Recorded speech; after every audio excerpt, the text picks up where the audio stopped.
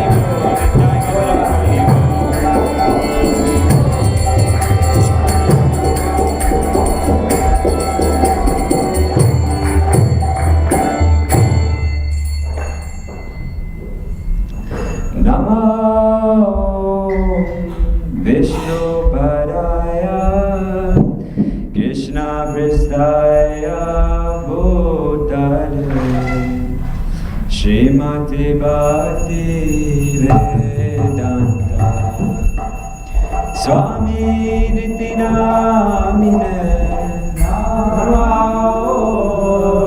Vishnu Padaya Krishna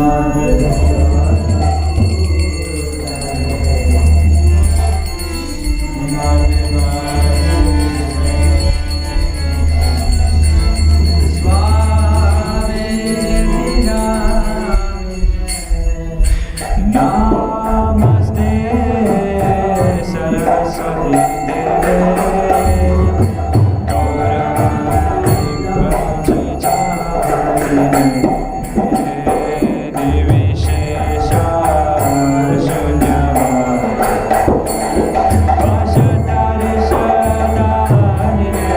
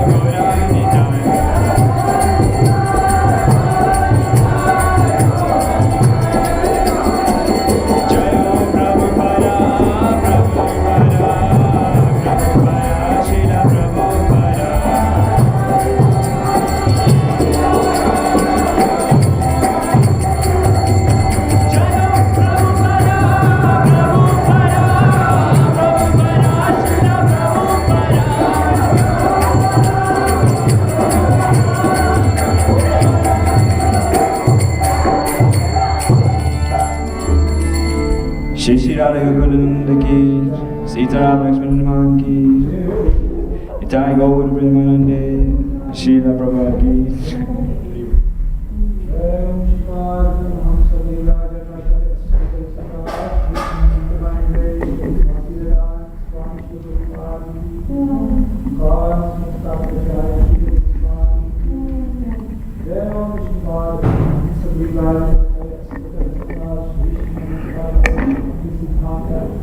Saraswati Goswami Maharaj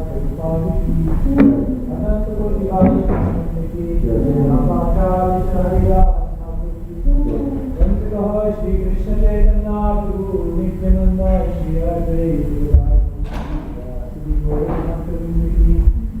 Shri Radha Krishna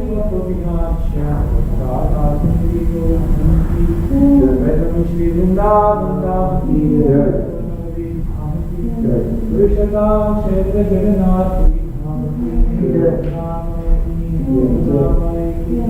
Bhakti Devi ki Srimati Tulsi Maharaj ki Deta Bhaktivinoda ki Janitai Gaur Premanande. Glories to Samadhi Krishna. Oh, glories to Samadhi. Oh, glories to Samadhi.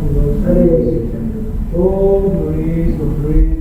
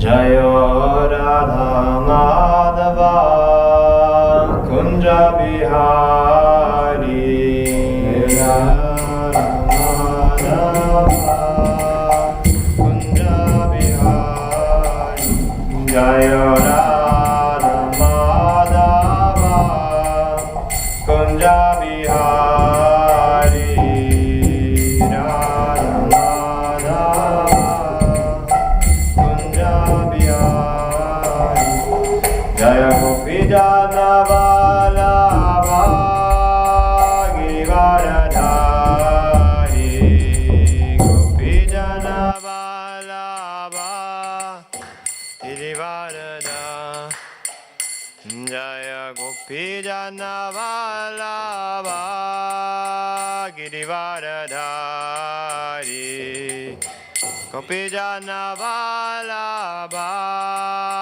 Girivaradhari Yashoda Nandana Braja Janaranjana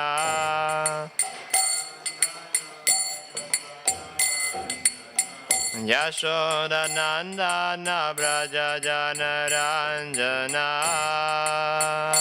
Nandana Braja Jana Yamuna Tira Vanachari Yamuna Tira Vanachari Yamuna Tira Vanachari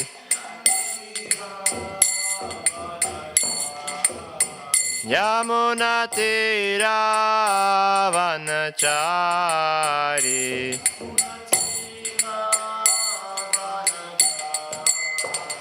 Jaya Radha Madhava Kunja Bihari Radha Madhava Jaya Gopi Jana Vallabha Girivaradhari Gopi Jana Vallabha Girivaradhari Yashoda Nandana Braja Janaranjana Nandana Yamuna Tira Vanachari Yamuna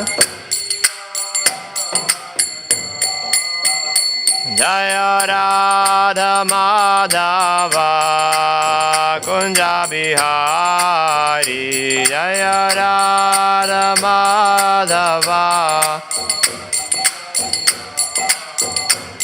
Jaya Radha Madhava Kunja Bihari Jaya Radha Madhava Kunja Bihari Hare Krishna Hare Krishna Krishna Krishna Hare Hare Hare Rama Hare Rama Rama Rama Hare Hare Hare Krishna Hare Krishna Krishna Krishna Hare Hare Hare Rama Hare Rama Rama Rama Hare Hare Hare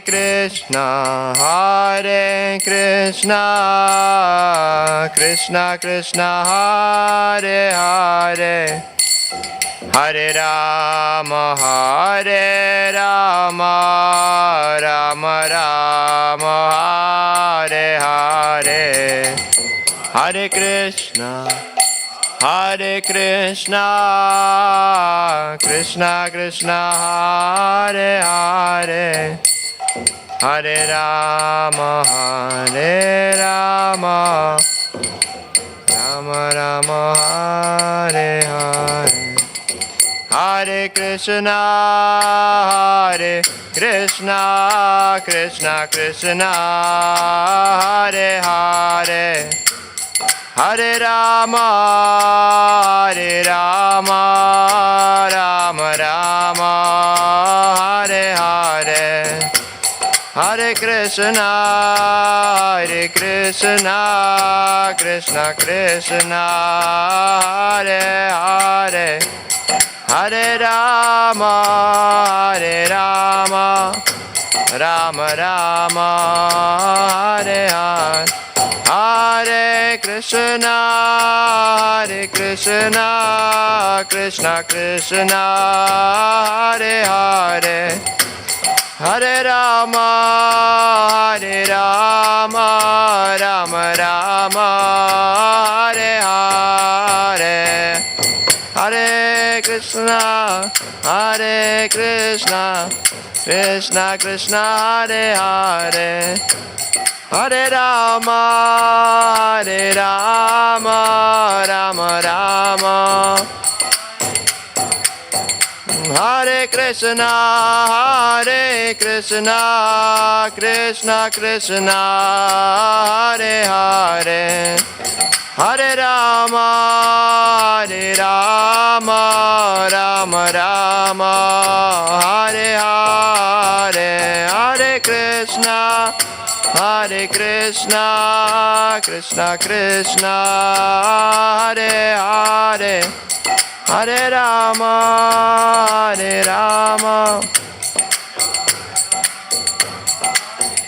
Jaya Jaya Prabhupada, Jaya Srila Prabhupada,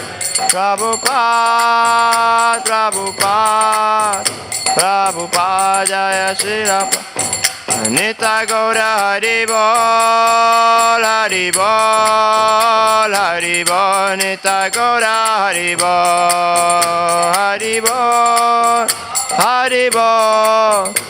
Haribol, Nitya Gaura Haribol.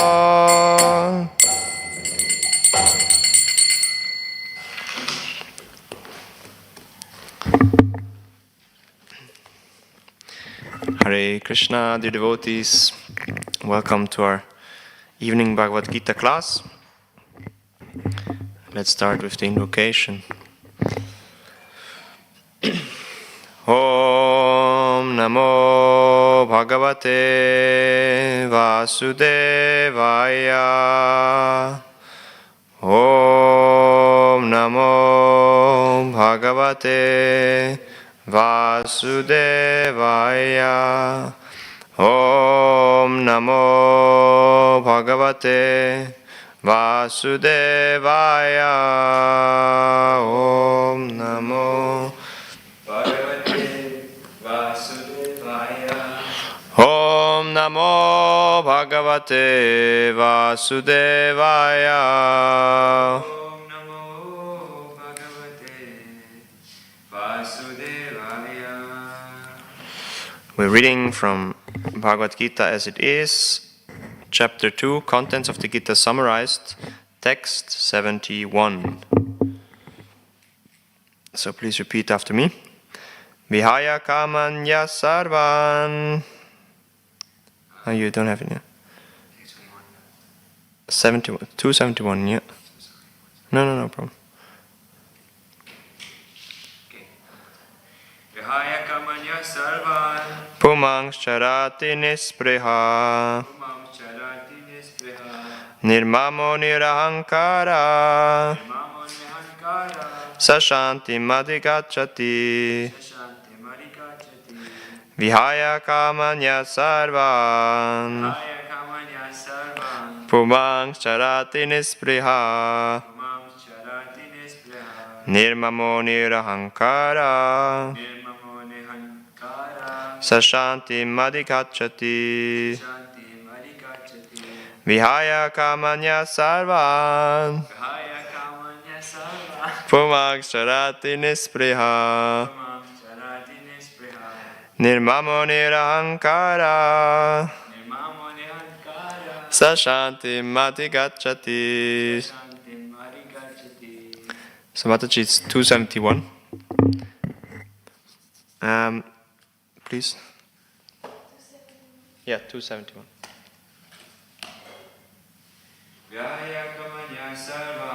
Vihaya kamanya sarvan.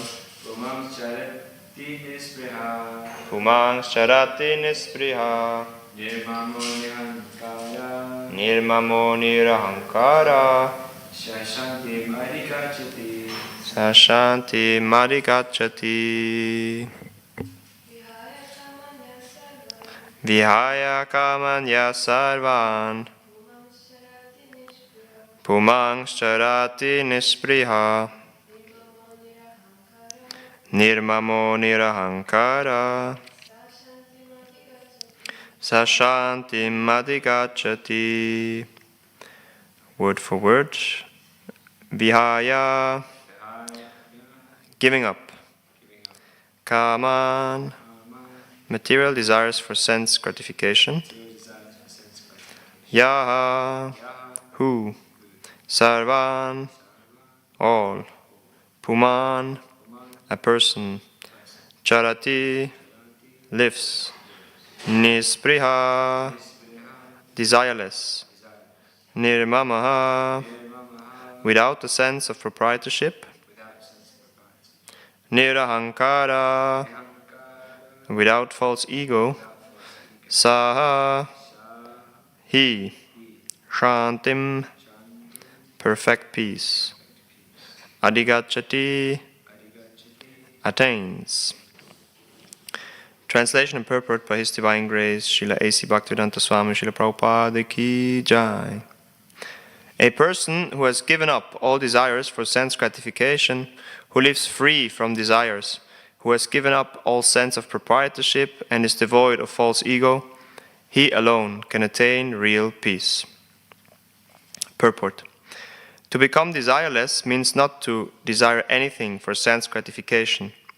In other words, desire for becoming Krishna conscious is actually desirelessness. To understand one's actual position as the eternal servitor of Krishna, without falsely claiming this material body to be oneself, and without falsely claiming proprietorship over anything in the world, is the perfect stage of Krishna consciousness. One who is situated in this perfect stage knows that because Krishna is the proprietor of everything, everything must be used for the satisfaction of Krishna.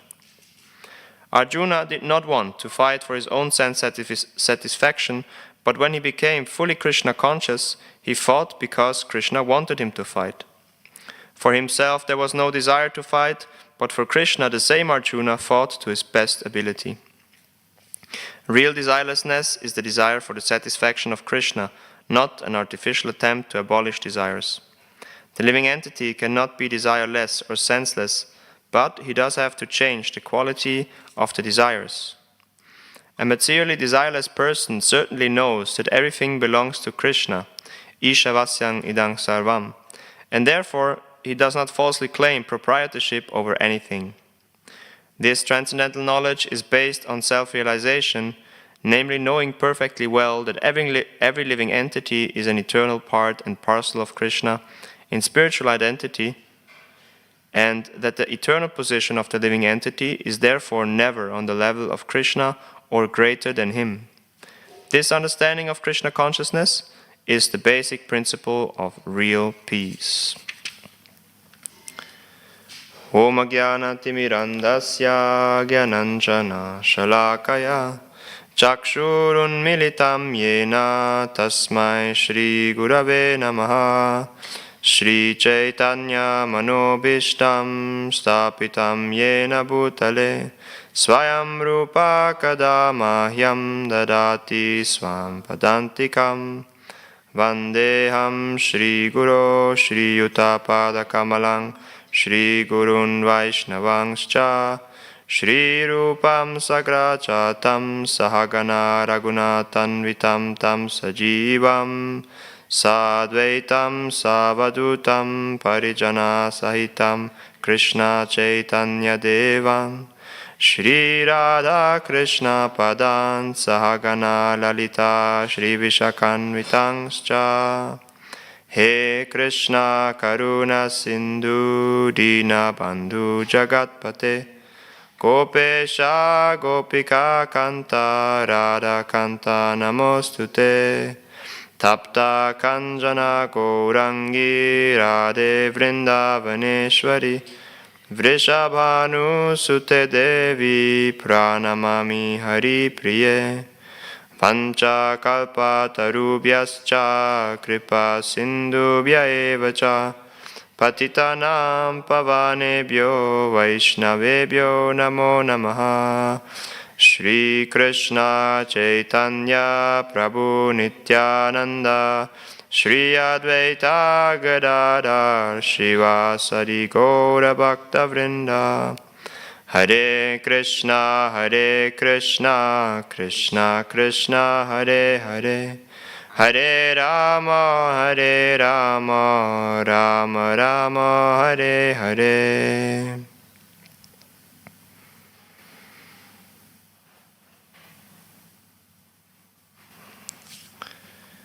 Hare Krishna. Once more the verse.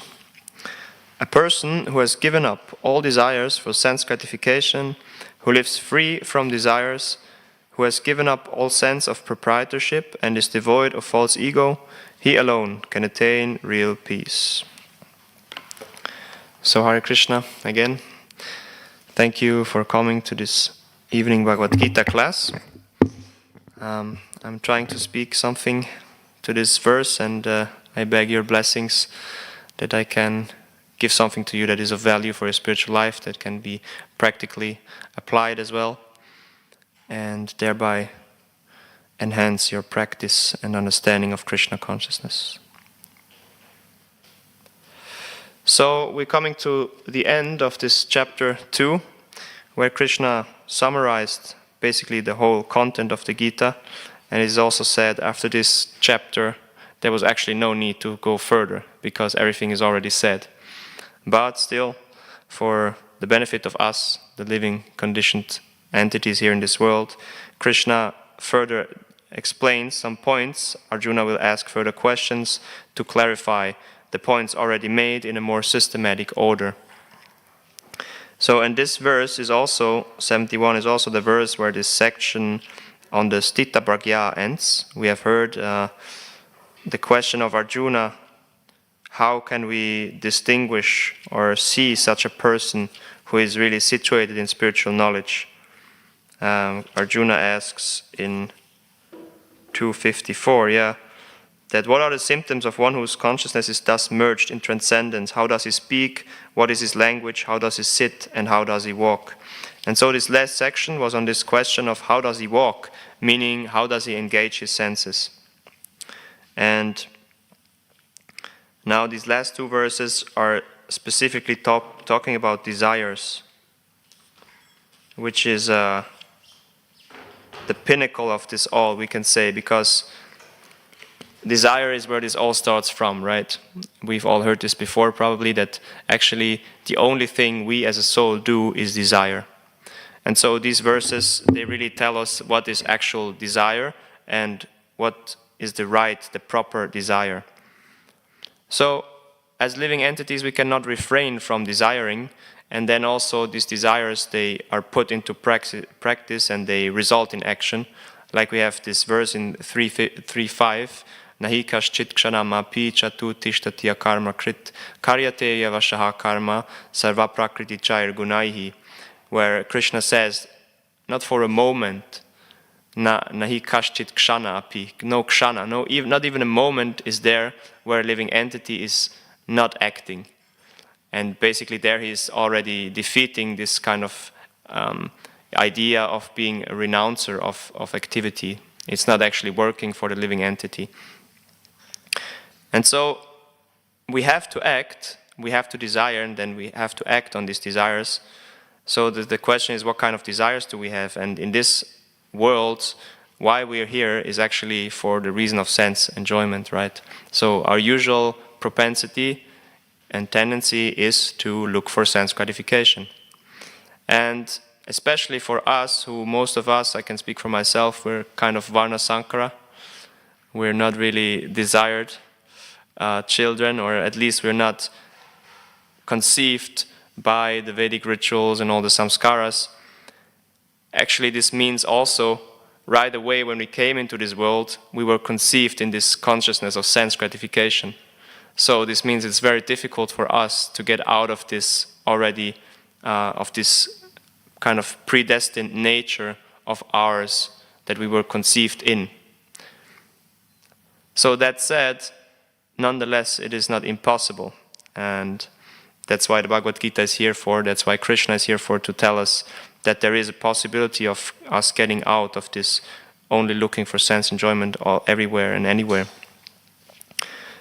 And one practical point is to, instead of relocate ourselves, meaning trying to look for sense enjoyment in different places, we renounce sense enjoyment altogether. Because we can see we will not get happy by just going to another situation. We see that often, for example, in ashrams. Devotees come, they are brahmacharis for some time, and then after some time they find it hard and they want to go out and think, yeah, as a grihastha I will be happier, I can more suitably look to my needs and desires. But then they get there, and there it's even harder, and they're even unhappier in that sense. They even struggle more. Just as one example for this kind of relocation, rather than fixing the problem, which is an internal thing. So Krishna is saying, become desireless, renounce this desire for sense enjoyment altogether. And it's more of an internal than an external thing. And we can see if somebody has an attachment for anything, for example, if somebody is interested in soccer, he will be very much, no matter where he is, if somebody speaks about the topic, he will go into it and will be into it. Whereas another person will be very much detached. So in that sense, it's really a choice also internally to kind of renounce these attachments. And then when we are able to give up these attachments, we will attain peace, like Krishna says here. Because we don't, there's this duality created by the attachment, right? There will always be happiness and distress, like with the soccer again, you know, if my team loses, then I will be in distress, and if we win, then I will be very happy. So this will only create this duality which is bound to make one frustrated. And we have seen that actually just now in Bhakti Shastri we were speaking about the 15th chapter, in which Krishna describes this tree which has its roots upwards and the branches down. And so actually this duality comes from this desire, this perverted desire also. That's the root of it, right? It is said that the tree which has the roots upwards and the branches downwards is situated in the desire. Like if we have a tree reflected in the water, so the same way this spiritual world is reflected through our desire and then becomes the material world. Because our desire, which is originally spiritual and is actually in normal state of consciousness to serve Krishna, becomes perverted and turns into the lookout for sense gratification for ourselves. So then we come into this material world, and then we are stuck in this banyan tree with the three modes, which are symbolized by the roots. And yeah, the question obviously comes up: how can we get out of it again? How can we become desireless? What Krishna is speaking here about, the Sthita Pragya, he's free from all desires. And Prabhupada elaborates that to become desireless doesn't mean to desire. To become desireless means to not to desire anything for sense gratification, or in other words, desire for becoming Krishna consciousness. And Krishna conscious is actual desirelessness. Why is that so? Because we have to kind of have some desire, like we mentioned before, and we have to have some attachment. We cannot be, our state as living entities is tatashta shakti, so we're always either there or here. We're always attached or dependent on something else. So when we can get rid of this desire for sense enjoyment, sense gratification, then we can actually desire Krishna's sense gratification. So I like this just to kind of visualize it or have it like pregnant in one point, not pregnant, but pinpointed. Instead of unlimited desires, desire the unlimited. Just, play of words. And it just makes it this is obviously who you think this comes from. This must be His Grace Chaitanya Charan Prabhu, who said this once. And this was like 4 years back or something. I heard this, and still it stuck so much to me that I remembered it again. So it's, instead of unlimited desires, let's desire the unlimited. So we have to change the desire from satisfying ourselves to satisfy Krishna. And obviously then it comes to the question, how can we do that practically? Since it seems to be so hard, since it seems that we've been coming to this world with this nature, and everybody around us is kind of even reinforcing that more. So I have 2 propositions to make, which I kind of came up. Surely there's more. But the first one is chanting. I mean, no surprise, I guess. But I wanted to a little bit go into it, because Bhaktivedanta Manor, he speaks about it in one class, about the power of sound, right? We all know that mantra is very powerful sound vibration. And this is so because sound is the most subtle element, right? And it was that element that was first created. Like even in the Bible, in other traditions, we know that first there was the Word, and the Word was God, and was with God, and was God.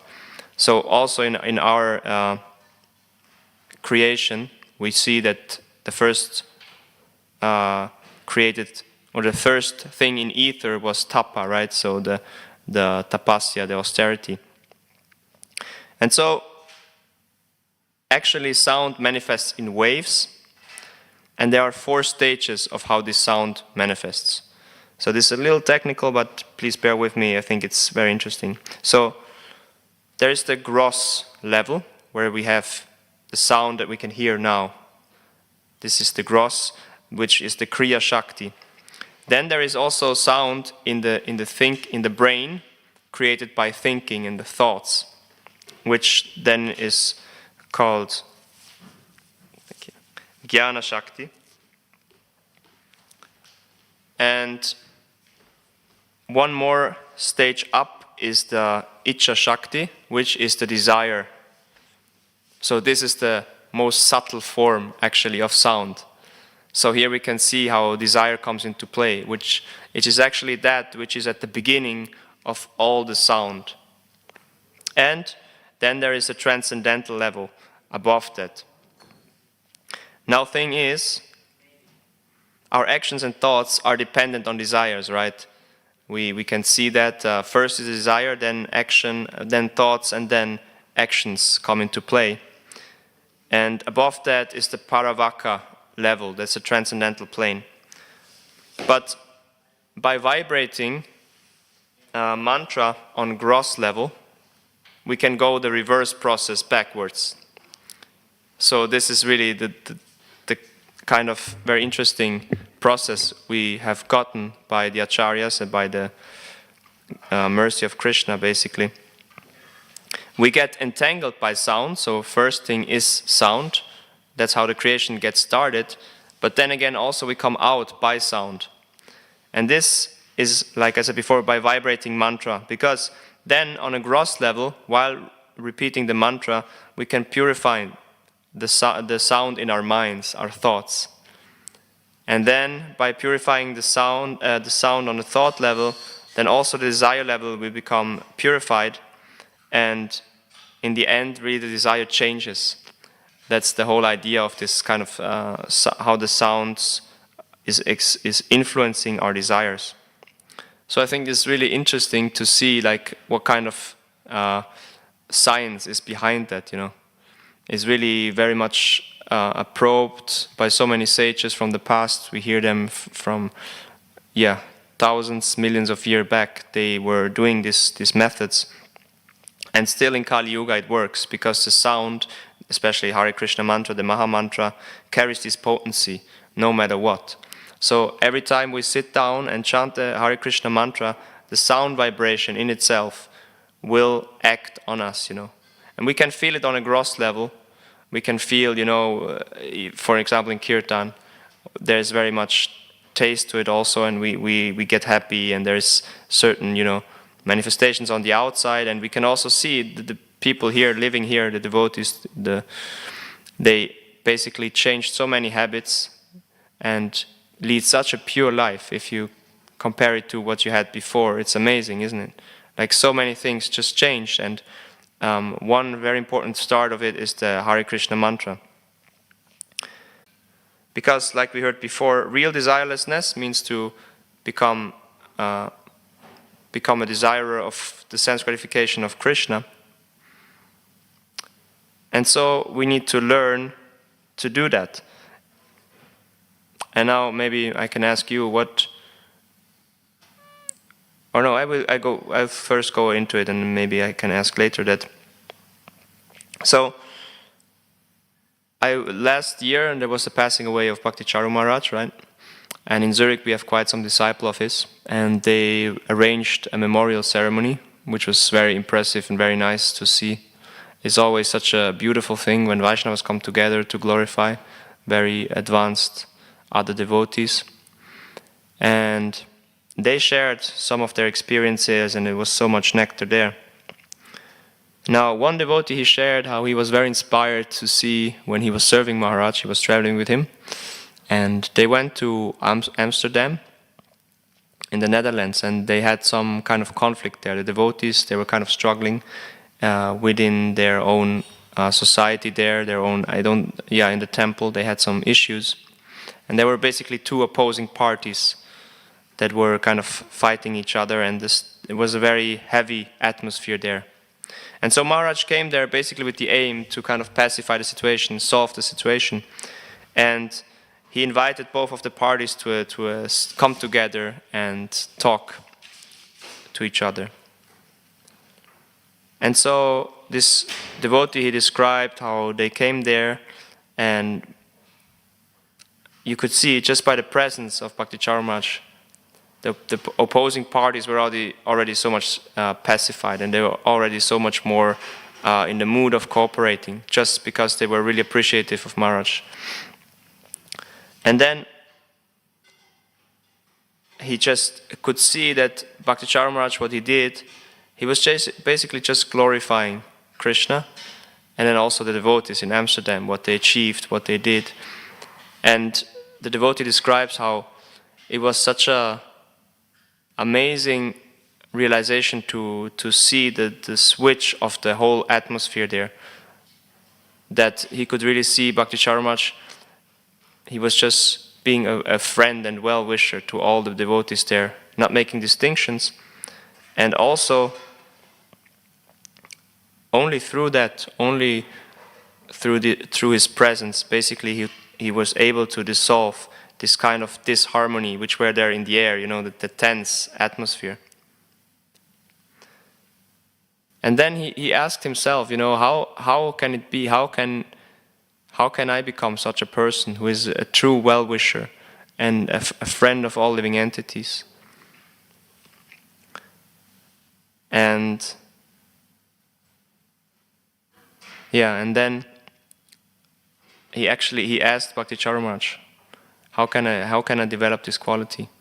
And he said, it all starts with surrendering to the Guru, to the spiritual master. And why is that? So the thing is, once you surrender to the spiritual master, you put his desire before yours, right? And by that, you learn to put yourself out of the center and somebody else there and do everything for their satisfaction. So that's actually the role of the spiritual master, to bring us to that point of training us to serve somebody with our full heart. And that's what he's there for, right? That we can really have this attachment in this world already to a living saint. So this can also really change our desire if we can really put the desire of somebody else before ours. And then also what happens is, this is another thing a devotee shared with me from a disciple of Bhakti Maharaj, is that you will include all others in this picture, because you know that your guru is only satisfied if you treat all others with the respect that you treat your Guru Maharaj with, which is also really interesting. So again, it all starts with surrender to Guru, because then you put his desire first, and then you look for his happiness and well-being, and then you know that he will be happy when you include all the others and try to make all the others happy and blossom in the Krishna consciousness as well. So we can see how it's so wonderful, how it's really changing the desire. First you direct it to one person, and then you enlarge it to all people over the whole world, to all living souls. So I found it very beautiful, and I found really illustrative that this will change the desire, and thereby we can ultimately become truly Krishna conscious, and through serving Guru, serving Krishna with no other desires than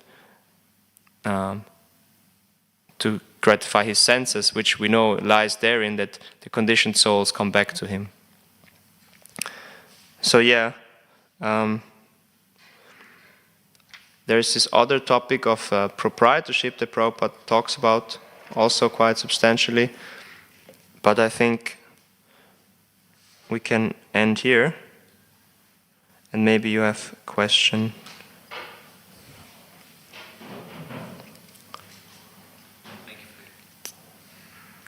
So the same. Thank you for the class, bro. Thank you. I can repeat, yeah. Okay. So I like the point that you, Bhaktivedanta just put about the four different kinds of sound. So, and you specified Gyan Shakti and Icha Shakti. Gyan Shakti is in the mind, and Icha Shakti is inside. I was hoping you could maybe explain a bit more on the distinction between these two. I feel like the sound in our mind is, well, our mind's where the desires come from, where our thoughts are, the desires come from. So, what is the difference between the Gyan Shakti and Icha Shakti? Okay, yeah, good question. I would say that the desires actually come from the ahankar, which is more subtle, right? So we have the Kriya Shakti, which is the gross sound, then we have the Jnana Shakti, which is on the thought, on the mind level, and then we have the Icha, which comes in the ahankar level, because then the ahankar, it desires, right, and it manifests through the mind, these desires, and then it comes into action. And that's also why if we purify the ahankar, the desires there, our ahankar will gradually dissolve and like make free what is actually there, which is the soul, right? That's what is kind of covered by the ahankar now. And then when we can purify it, then it will more and more manifest through that. Yeah. Yeah, so it's like, we have gross body, and subtle bodies, and false ego intelligence. So it's like Kriya is the gross body, and then Jnana is the mind, Icha is the false ego. Is there one from intelligence? I don't know. He didn't mention that. If I'm not mistaken, yeah. Yeah. I think these are the ones he mentions there. Yeah. And there's above that is the Paravaka Shakti, which is then transcendental, and which cannot be perceived now. This kind of sound, because we're not able to perceive it with these material senses. But because it is included in the spiritual sound vibration in the Hare Krishna mantra, we can get this experience even though we're not completely purified. Every now and then we can have some glimpses actually, and get more purified through that. And your last point reminded me of something which Bhaktivedanta says, and it's the distinction between a disciple who is like a Kanishta devotee and a Madhya Mahara. And like the Kanishta devotee thinks that following the instruction is following the instruction of Guru is like when Guru is around, you do like you act in a very obedient way, in a mood of serving, etc. And like you do what he's telling you, like practically. But the one thing of pedagogy understands that following the Guru's instruction is actually living by the principles that he preaches as well. And it's subtle things like treating devotees with compassion. And Bhaktivedanta even goes so far as to say that by not treating devotees with compassion and following these basic principles, to some extent it's even Guru Avagya, like not following the orders, disobeying the orders of the spiritual master. Because you're not on a subtle level, you're not obeying what he's preaching. Nice point. Yeah, thank you very much. So maybe I just quickly, for my own benefit also, try to put it again into words. So you said that actually, Buddha Bhavana Prabhu, he says that Kanishta disciples, they just follow the instructions basically when the Guru is around, but on a more advanced level, the disciple tries to also see what are the subtle principles behind what Guru says and treats everybody with compassion, even if Guru is not around. So in that way, if they not do it, then Buddha Bhavana Prabhu went as far as to say that they're actually giving up the Guru. And like Vairagya, you said, yeah? Like not Avagya. Yeah, okay. Nice point. Actually, just on that, I had a sorry, of the Norwegian Swami and one of his disciples. So the Norwegian Swami was visiting this country where his disciple was. And when this disciple came forth to him, the Norwegian Maharaj was saying, "You only arrive when I'm here. How am I supposed to look at Prabhupada in the face? You only arrive when you come to the temple when I'm here. So how am I supposed to look at Prabhupada in the face and accept show you? him that this is someone who's following his mission? You're not following his mission, you're just following me when I come. You're not there throughout. So it's actually like imbibing those principles and making them your life and soul throughout. Nice. Yeah. And that's a powerful meditation. I think I'm trying to cultivate this as Right. How can we live by those teachings throughout? It's again on the point also that Vani is more important than Vapu, ultimately, right? That we really want to find out what is actually the mood and mission and apply it in our everyday lives, not only when Guru is around. Yeah, nice. One last thing. Please, can you turn on the mic? But I just wanted to request devotees listening and the Jayaras over here as well to give you their blessings as it is your birthday. Thank you so much, Prabhu. Yeah, it's a good day to beg for blessings from the devotees, that I can really realize what I'm speaking about and that I can really take shelter of a spiritual master and of Srila Prabhupada and become a serious practitioner of this grand philosophy that we got, of all this mercy that we got, and really apply it in my life and thereby avoid the big danger that is there to just switch on autopilot and move through life in half-conscious way. Thank you very much. Grantaraj Srimad Bhagavad Gita ki jai. Srila Prabhupada ki jai. Manchakar.